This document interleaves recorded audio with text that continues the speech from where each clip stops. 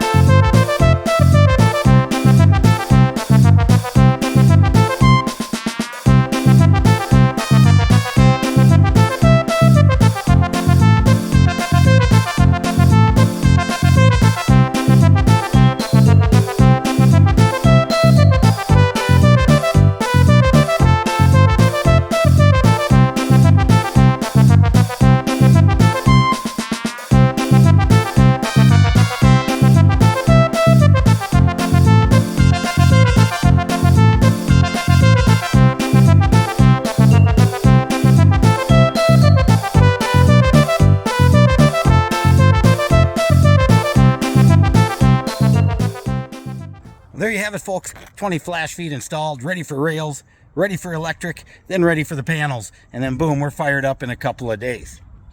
If you're paying attention, I got a couple of different techniques. I use both the hammer and the tape measure in order to find each stud to make sure I was in the right place. As well as once you found the top ones, you can look up and kind of eyeball it. You also want a spooge in every hole you make with good roof spooge and get it in there. That's per manufacturer requirements. And then a trick I use is I get a clothes rod and I get it about the same length as the module and I lay it up and out here so that you can kind of get a physical feel of how those modules are going to sit. Now I like my modules to hang about 10-12 inches off the edge, especially up in Minnesota where the snow can bend the middles in. Well, we're lined up and ready for the rails tomorrow, and if it's not raining, you know where the Turbine Guy is going to be. Turbine Guy signing off.